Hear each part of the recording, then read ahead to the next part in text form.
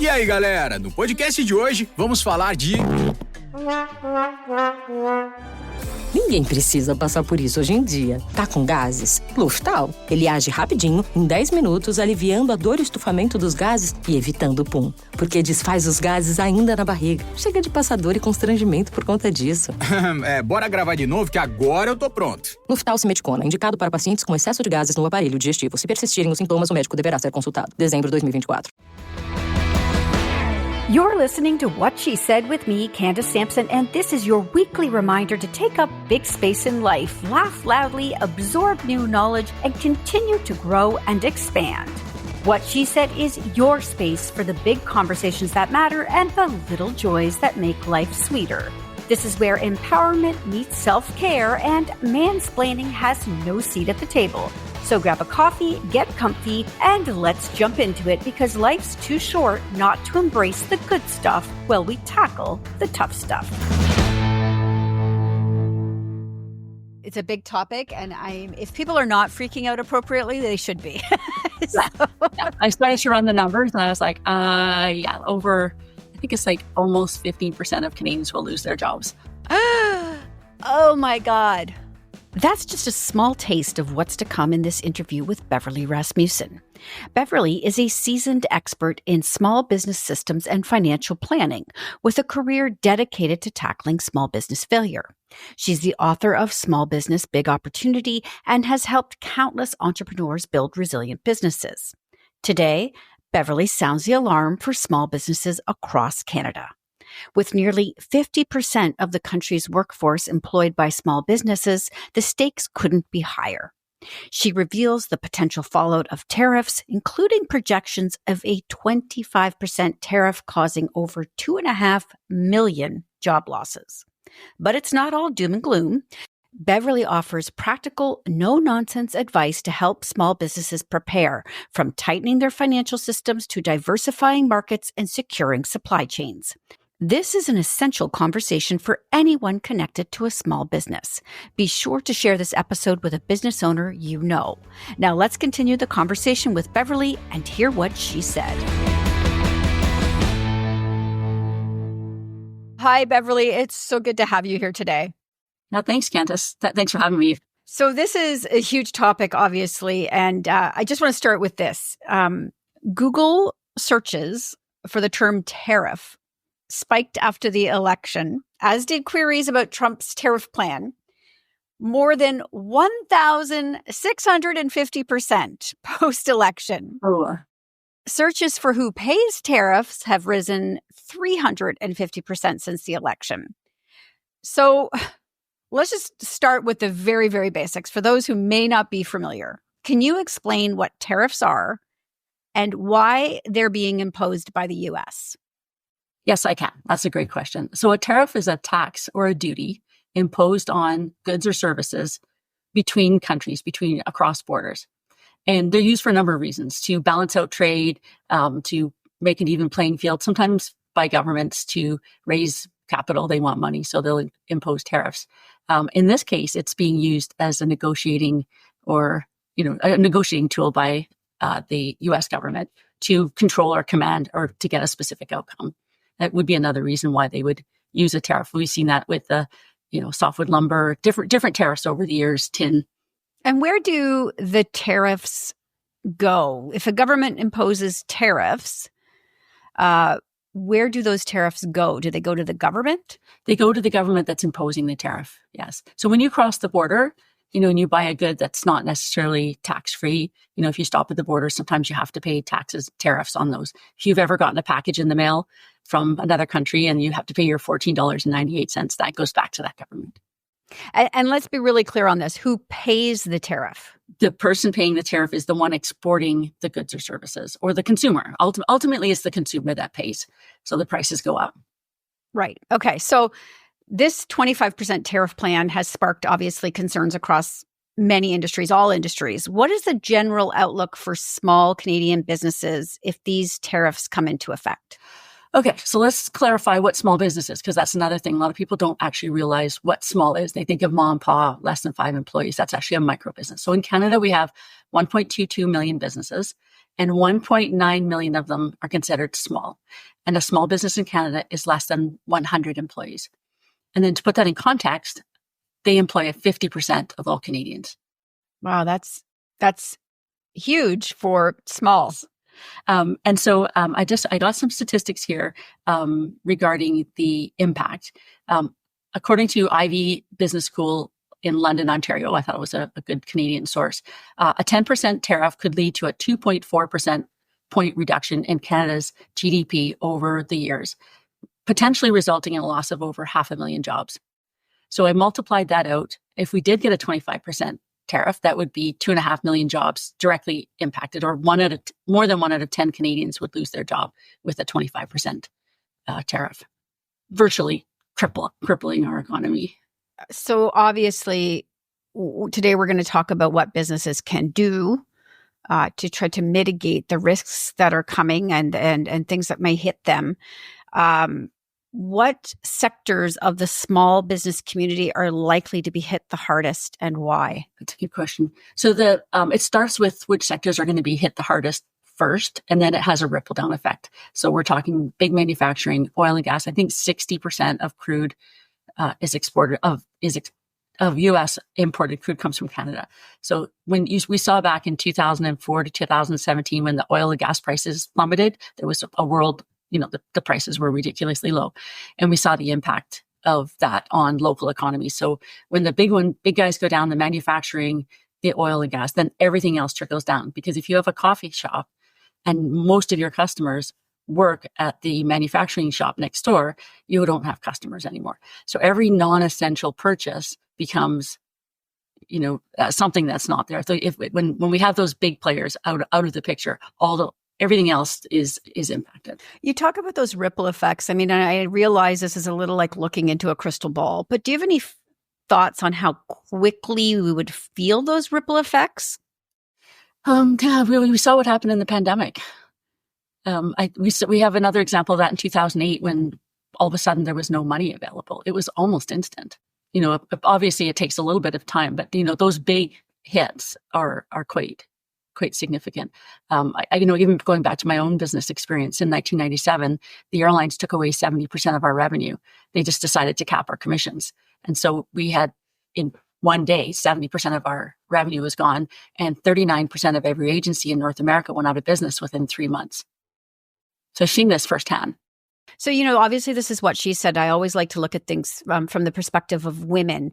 And I asked you in advance, do women entrepreneurs face any sort of additional challenges in preparing or responding to these tariffs? And I thought your response was really interesting to me. And I just want to let people know this because I thought perhaps this was sort of a non-question, that this would really just be the advice you would give would be applicable to all. But you actually had some very key specific points directed to women. And I just think they're fascinating. So if you could just share those, that would be super helpful, I think. Yeah. And this is across my experience with women business owners. And it's part of what I do in supporting them is that we're just wired to be caregivers, to be generous, to take care of people, to be kind. And so what happens is that women tend to be more generous to both their customers and to their employees. So number one, they're slower to raise prices. So gas prices go up, minimum wage goes up, tariffs now potentially going up. This is the time not to be, kind and nice and nurturing. This is time to be kind, nice and nurturing to yourself. So if the prices go up, you need to act really quickly with that. Women also really care about and not that men don't, but they're also very care about their team members and will tend to not pay their employees before paying themselves, which I've seen over and over again, and then using their own money to pay their employees. And in some cases, I saw in 2008, going into debt, not paying government remittance fees and different kinds of things, wiggling and making their businesses less strong because they want to hold on to their employees. So there are safety nets for employees in Canada. We have great unemployment insurance. It's not ideal, but again, making those tough decisions as a woman is like, okay, this is a time. You have to step up and do that. This is a tough one to say, but, I talk about grade 7 math. I loved grade 7 math, and maybe that's because of what I do. 1/2 is equal to 2/4. It tells the whole world about business. When one thing changes in one of those quadrants, everything changes. So, really embracing your mathematician. Women tend to be just a little, maybe, I don't know, maybe they've been told they were not good at math. And I do see this a little bit more in older women than, young 20, 30-year-old entrepreneurs are showing greater signs of financial literacy. But it's not being afraid of math and, getting your financial house in order, understanding your financial statements. If you don't know every single thing that's on those financial statements, then you're running blind. And it's your responsibility, men and women, especially as this is coming down the pipe, to really understand how this is going to impact you financially. So knowing your financials, having your books 100% up to date, even being nice to the bookkeeper. Well, she's got busy and she's got 3 kids and, I really like her and she's my sister-in-law and blah, blah, blah. But this is not the time for that. This is business, right? So I think those 2 things. And then also the ability for women to get credit. So this could be a really good time to take out a business loan, even if you have money. Take out the loan, put it aside, have it a repayable loan. We've got a financial storm coming. Put some money in the bank. I had that great advice. I was a single mom when I started my first business, and the bank manager said, have more than you think you're going to need. And so he loaned me an extra $25,000 that I just put away for 2 years, and then I gave back. So I've used that advice. No one will give you money when you have no money. And we can't for sure guarantee that the government's going to open up loans like they did during the pandemic. So now's the time to get the financial house in order. Again, it's sometimes a little trickier for women to get loans. And in that case, if everything looks good to you and it falls on the list, then call them out and say, if this was a man, this would be a non-conversation. I'm going to go on a little bit off of topic here, because that just reminded me of something that I did when I was going through my divorce. Was somebody said to me, women get really hit financially through divorce. And boy, did I ever. And they said, now is the time, if you can, to get that line of credit, to get that loan, to get those things. And I did. And honestly, that is what kept me afloat during a very contentious divorce. Having that line of credit accessible was huge. And I would not have been able to get it. Even 6 months later, I would not have been able to get that loan. So yes, if you can, obviously have the means to do it, now is the time, I would say, definitely for business as well. Yeah, that's a great example. I think the last thing is, generally speaking, Canadians were hoping for a different outcome with the election. And a lot of women have stated, how difficult this is for them. This is time to put politics aside and understand that this is just a fact. F-A-C-T. He's going to be president. We're going to have to ride this out, whatever that looks like. There may be some great opportunities. Who knows? And so this is, enough. We've done all the talking and what we're going to do. So now it's just like, okay, get down to business. You own a business. Figure out, how will this tariff impact you? Know it now so that you can be prepared. Absolutely. Our feelings are not going to change the facts here. So we have to get super practical.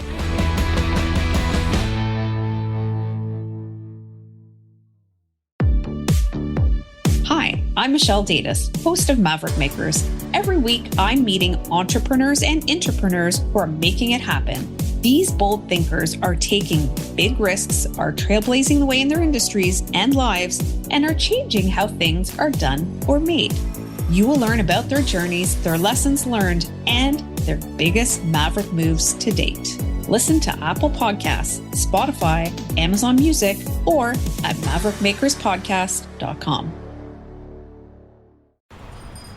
This holiday season, when it's time to choose the right tree, some trees will be chosen for their size, some for their shape, and some for their shelter.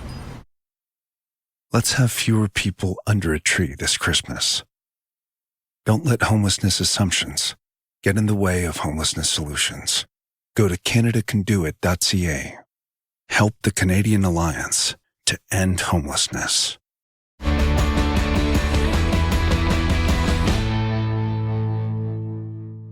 So you've spoken about the importance of diversifying markets. So what are some practical steps small businesses can take to start this process today? Okay. One that I love is looking at other countries that are also going to be impacted, because they're looking at us.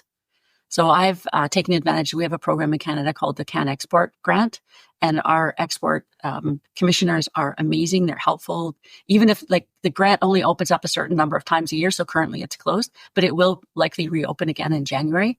So start thinking about what other markets you could expand to. I have coaches all over the world. I did a program in Lithuania. I've been on television in Lithuania. It's been really fun.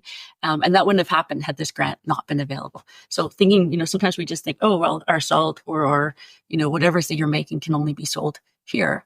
But also it can be sold other places. Even if you own, a massage therapy business, think about how you could shift that to be some training business in massage therapy of your special thing, like thinking about what you can do outside of just doing it with your hands on. If you think about it, there's no stores anymore selling fax machines. They used to be a big thing in the shopping malls. You could go and get a fax machine. So it's about time. So I think that looking at international markets, looking at other things that you could potentially sell. The other one is if you look at the big players and your customers are one of those, like, oil and gas or in manufacturing, then it's time to get new customers. I worked with an organization back in 2017. All their customers were oil and gas. They went from 11 million down to 500,000 in sales.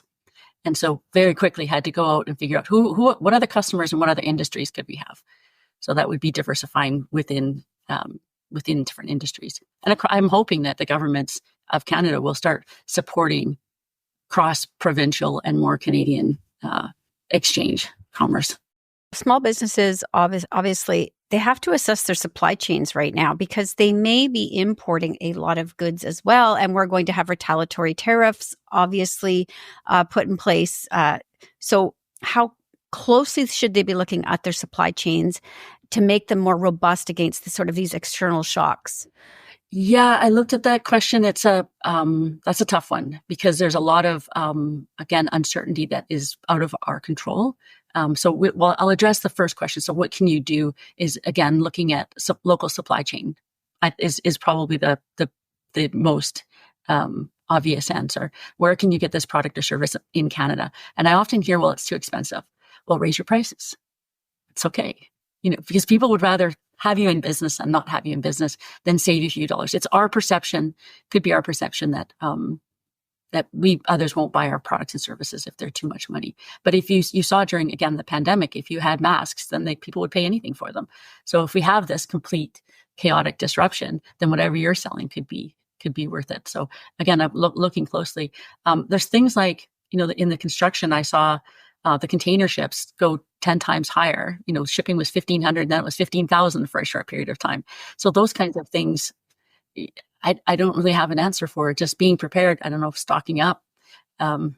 It's a 4-year stock up though, so I'm not really sure. I'm hoping, there's some signs that we'll be able to negotiate or work our way out of a 25% tariff, but being prepared for some kind of a tariff. Is a good idea. This goes back to having enough cash. You need to have, at least 3 to 6 months operating cash in your bank. And if you need to do that with a loan, then that's what you need to do. If you need to take a loan to buy a stock right now to get you through this period, that's what you need to do. Assuming you have a good business model. So also making sure that looking at your own business model, that it does make sense. You're paying yourself a fair market wage. There's a little bit of a profit there, and that you really understand that this is a solid business and you can make it work. With sort of all the open trade and free trade that we've had, what's happened, I think, is that a lot of things have moved offshore. We import them, and then we no longer make those things in Canada. Is there an opportunity here, you think, for people to jump in and start making these things, on our soil? Yeah, absolutely. I was thinking of how much lumber that we export, raw lumber that we're still exporting.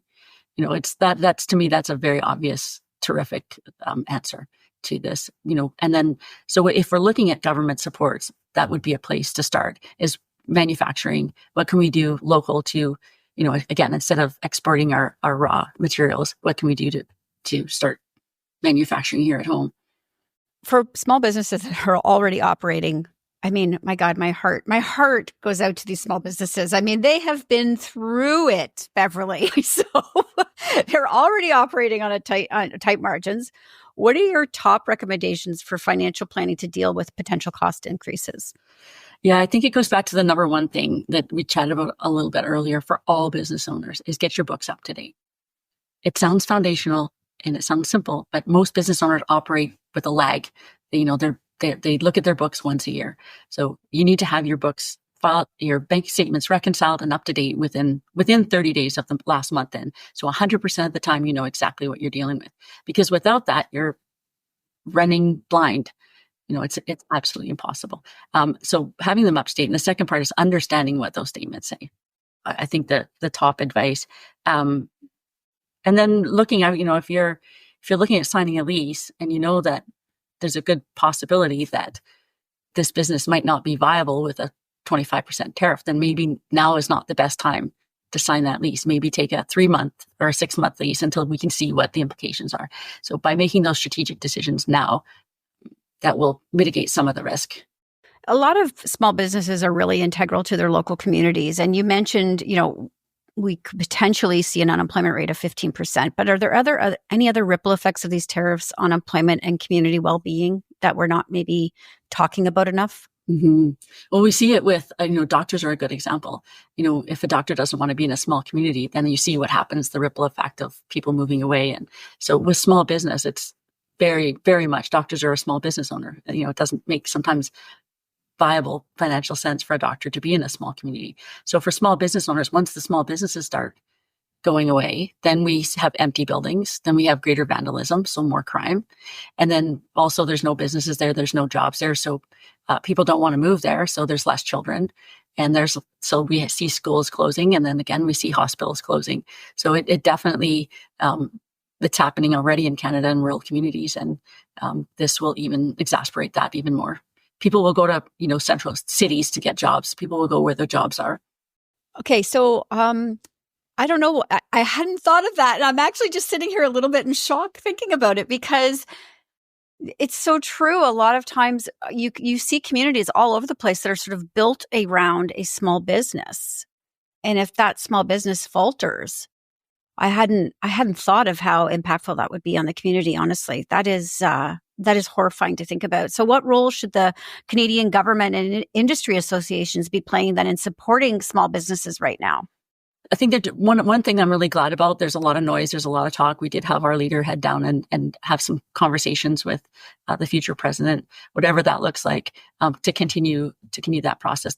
It took a pandemic for the world to realize, for Canada to realize that small business owners even existed. So I am a little bit more hopeful that they realize the impact of and the necessity to support small business. I'd like to see, our chambers of commerce, if financial training is what's needed, that make it available, make coaches, consultants, business bank managers, train them to be able to better support small business owners. What we have is we're great in Canada about starting businesses. We are very entrepreneurial, but we're not great at sustaining those businesses. We already have a 50% failure rate by year 5. Take that one in for a moment. So they're responsible for half of all the jobs, and then 50% of them are going to fail. So we have this invisible chaos that we're already not addressing. So I think governments can do better with training. There was a program in 2013 called the Micro Business Training Program, and they put $1,500 into the hands of every small business owner that wanted it, for whether they needed marketing training or financial training or whatever. And I don't know if anyone did any follow-up on that. I certainly did. I've got businesses that should statistically not be in business. Coffee shops, consignment stores, IT companies, soap stores, that with that little bit of money, they were able to create, really strong businesses that are still thriving today. So I think that's a place. Give the support directly to the business owners who have been working their tails off to keep the economy going, who are, if they have employees, put the money there. And, I think that would be a really good start. If you could recommend sort of 3 actions that small business owners should take right now, what would they be? Right. So again, said it a few times, get your financial house in order. That would be one. Yep. I think the other one is understand exactly how this will impact you. So your finances. And guess, I think collectively meet with other business owners in your industry, work together. Small business owners are already so busy. They're wearing so many hats. They're doing so many different things. And now this is just another burden. It's time to stop. Work together. I think the other thing too is if you can get your business to work more systemically, if you, things that are hurting your reputation or costing you money or things that you don't need to do, sort of get a handle on those right away. Maybe that's 4 things. Yeah. Again, I think, looking for opportunities is interesting. perhaps there's another small business you can partner with and, find a new supply chain together, or maybe become one business under, two people sort of thing. There are opportunities to be had, I think, if people are willing to look for them. Are there specific tools, networks, organizations that you recommend small businesses connect with for guidance? Yeah, again, chambers of commerce, they were really great at negotiating that program that I mentioned before. They're advocates for small business, going to your local MLAs and like being involved in the government to, raise your voice to let them know how it is impacting you. If everyone hollers at the same time, it's usually a little better heard. You mentioned industry associations and local community groups. If you're not involved in your local business association, business area association, get involved. I saw terrific examples of that during the pandemic, working together, sharing resources, sharing staff, sharing best practices. Those are some really good places to start. I don't think that we can count on the government coming in and swooping in and giving us hundreds of millions of dollars like we saw in the last pandemic. Again, looking for where there is opportunities for, maybe low interest loans where the government can get involved, and just asking for what you need. So let's look at the long view then. So in your experience, you've coached hundreds of small business owners. How can businesses cultivate resilience to navigate not just this, but future economic challenges beyond tariffs? Yeah, I started mentioning that is really to look at the business through a systems lens. If you can get your business strong now, get your business to run independent of you profitably. We're told it takes 6 months or it takes 5 years to make a profit. That's a myth. So, thinking about if you're doing something that works really well, document it, get everyone to do it, get your business to run on time, every time as promised. They use that term a lot. You need to work on your business. It's more important than ever. Systems are simply a way something happens. And so looking at things that are happening in your business, if you don't like what you see, that now's a really good time to change it so that you're not in chaos. I spoke to some business owners during the pandemic, and they were so glad that they had completely systematized their business, because if you come into chaos from chaos, it's just impossible. So again, get your financial house in order, get your operational house in order, look at your team, just look at everything so that you know what levers that you can pull and push when things do go sideways. And hang in there. You're the most, small business owners already are the most courageous, tenacious, generous people on the planet. And we're creators. And so they'll do just fine. It's just, not having them to pay such a big price would be good. To see them supported would be really appreciated.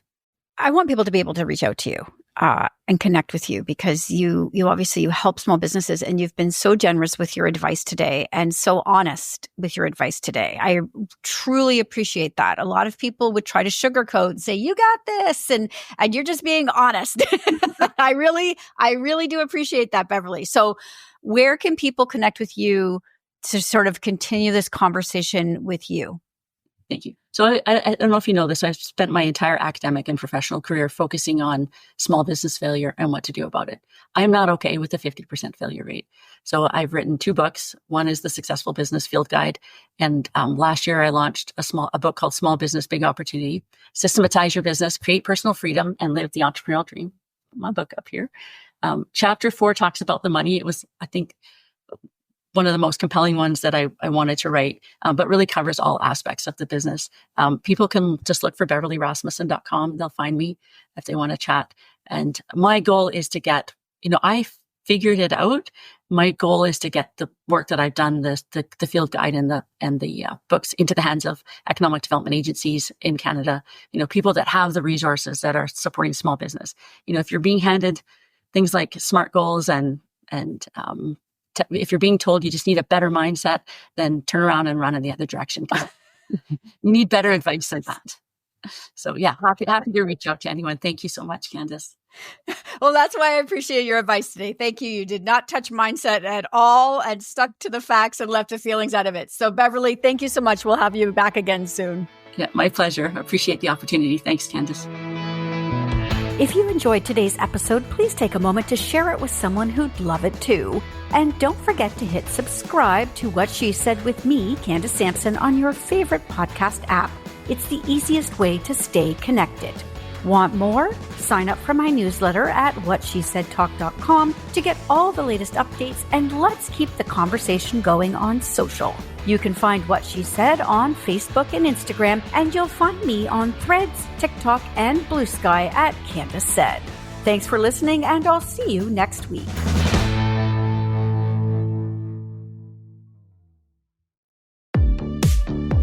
Hi, I'm Michelle Davis, host of Maverick Makers. Every week, I'm meeting entrepreneurs and intrapreneurs who are making it happen. These bold thinkers are taking big risks, are trailblazing the way in their industries and lives, and are changing how things are done or made. You will learn about their journeys, their lessons learned, and their biggest Maverick moves to date. Listen to Apple Podcasts, Spotify, Amazon Music, or at maverickmakerspodcast.com. I'm Jeff Woods, and I'm shining a light on music and the rock stars who make it. He just was one of those people, he stood out. He was a magic guy. He really was a magic guy. We all have faults. He had the same amount of faults as we all had. This was before Led Zeppelin. Robert was full on. I mean, he was Led Zeppelin without the band behind him. He had the hair, the jeans, the whole thing, you know, and he was amazing. The Records and Rockstars podcast, heard around the world and yours to hear wherever you get podcasts. All the episodes from jeffwoodsradio.com.